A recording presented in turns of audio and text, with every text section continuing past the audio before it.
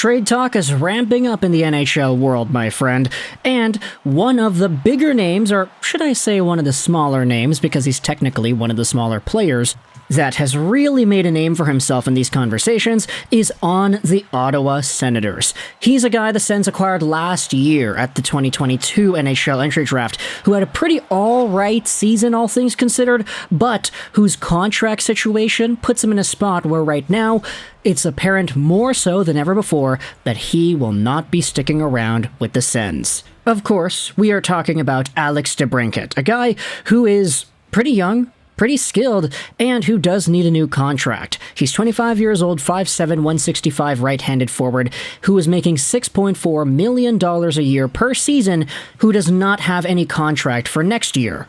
He is an RFA, so the Ottawa Senators currently do hold his rights, but there have already been enough rumors going out there saying that DeBrincat just does not want to extend with this team.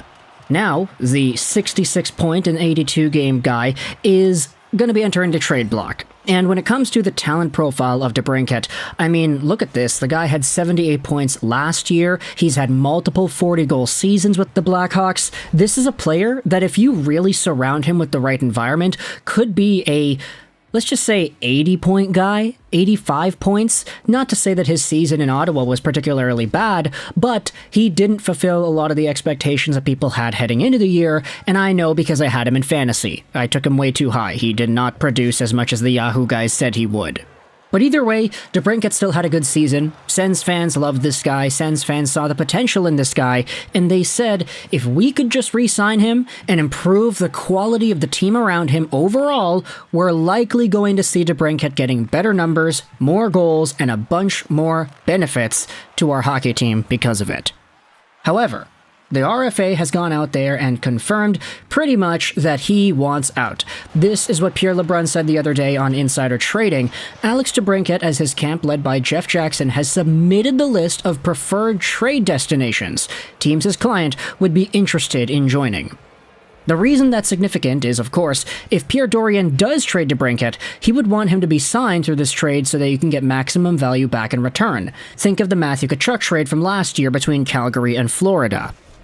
And if you wanted to revisit that trade, this entire situation with DeBrincat is sort of similar, where you have an RFA who can only negotiate with the team that he is on, but who does not want to stick around with the team that he is on. The Flames traded Mateychuk away to the Florida Panthers alongside of a contract extension. It was the very first true sign-and-trade in NHL history, and it appears to be the blueprint for whatever trade happens now with DeBrincat. The reason this is important, of course, is because if you trade DeBrincat to a team wherein he straight up just does not want to sign, then all of a sudden you're screwing over the team that gets him, and secondly, the team that gets him would not really be enticed to give up more stuff, since they're not getting the guarantee of DeBrincat and his services, they're just getting the rights to sign this guy. So, we'll see where exactly it is DeBrincat gets traded, and we do have some speculation as to what destinations are possible. But before we go out there and talk about these teams, I wanted to go over some of the perspectives I've seen from Ottawa Senators fans and media, because this has been a very polarizing topic the past few weeks. I mean, it's understandable why. The 60-point guy that you got last year does not want to stick around, and you're likely going to have to trade him. But what I'm seeing from a lot of Senators fans in particular is anger. And understandably so. No fan base wants their team to be told by a star player that that star player does not want to stay for you and play for you. But it's gotten quite outrageous, the response I've seen to DeBrincat's desires to leave. And in order to combat that, I mean, we have some Twitter outlets like Bong's Mullet, for example, saying this: maybe I'm a bad fan, but I'm not at all worked up about the DeBrincat stuff. Everyone has acted as logically as possible. It was a no-brainer for Pierre Dorion to trade for him in the first place. It was a no-brainer for him to want to get back to 40-plus goals and live closer to home, etc. Trade him now if the return is good. Keep him until the deadline and maybe the team's player ownership sways him. People sending angry DMs are unhinged. There's another reply from Sean Simpson, the TSN guy, who said this: the Sens have a great core that are very proud to play in Ottawa. If a player / DeBrincat doesn't want to be a part of that group, then move him along. You also had Derek Lee say this. We talk about Derek once in a while. He does some pretty good stuff on Twitter. Future Sicko's contributor and 613 sports guy. People are going to be hard on DeBrincat, and I tend to appreciate the transparency. It would be far worse if DeBrincat was uncertain and then left the team in a vulnerable spot. At least now, you can make a conscious decision to move him and try to maximize his value. I can appreciate that. And I know he doesn't really say it directly in the tweet, but it sort of alludes to the John Tavares situation, where Tavares, back when he was the captain of the Islanders, was not really all too certain as to what would happen. He kind of lied to the Islanders and their fans, saying, I want to stick around here, I want to be here, yada yada yada. And instead of saying earlier that his heart was somewhere else, he wanted to go home, and allowing the Islanders to trade him away to get stuff in return, Tavares went to free agency, dragged the contract extension process out, and just signed with the Leafs instead. That's part of why there was so much salt in that situation there, but with DeBrincat, I get it, different circumstances, UFA versus RFA, it's not necessarily the same, but Derek Lee is saying that, hey, at least DeBrincat and his camp are being open about the fact that they want to leave. And so, let's head over onto this article published 2 days ago by Bruce Garriock on the Ottawa Sun, exploring the market for an Alex DeBrincat and a goalie. These are the priorities for the Senators. Link is going to be in the description if you want to go ahead and read this article yourself, but the article goes out there and talks about a few teams that could be interesting destinations for DeBrincat.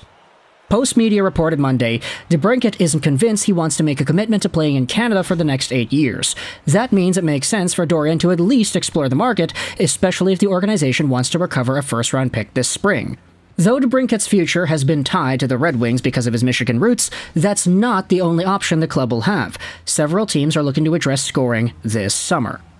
The article then talks about the Carolina Hurricanes, how they made a quick 4-game exit in the Eastern Conference Finals against the Florida Panthers team because the club had a difficult time scoring, and the problem reared its ugly head again when it mattered the most. The Washington Capitals, Seattle Kraken, Predators, and Blues are all looking for scoring, so they're all possibilities too. Craig Button has a quote that's cited in this article for Pierre Dorian. It's about what can we do realistically to acquire something meaningful for our team. They gave up the 7th overall pick last year to get DeBrincat in the first place. And so, with all these teams being in the mix, the Capitals, the Kraken, the Predators, the Blues, the Hurricanes, and the Red Wings, you have to go out there and look at the first-round picks, see where everything aligns, and see what would be the most valuable for Ottawa.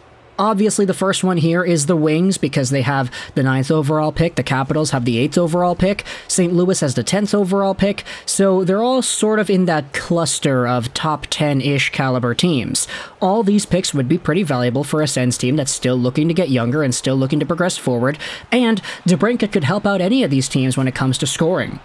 For St. Louis, you just got rid of Tarasenko. You're sort of entering that pseudo-rebuild, retool on the fly type scenario, so if you really wanted to commit further for the short term, DeBrincat could be there. Detroit, similar thing. You guys got a lot of young pieces. Raymond, Seider, Berggren, Veleno, Kasper, all in your team, and with the upswing of guys like Sebastian Cossa, hopefully Ville Husso continues to get better, and if you're able to get DeBrincat on there too, this could really be bolstering up your team for the long-term future. You have yourselves the Capitals that are looking to get some more scoring because Alex Ovechkin just cannot do it all by himself. You're shopping Anthony Mantha, you're shopping Evgeny Kuznetsov. These guys may not be Capitals by the time next season rolls around, so you gotta have some extended scoring power at the top of your lineup, and DeBrincat could provide that. Sure, you could debate whether or not that's going to take some of the mojo or some of the responsibility away from Ovi, but having a player like DeBrincat is better than having no player like DeBrincat.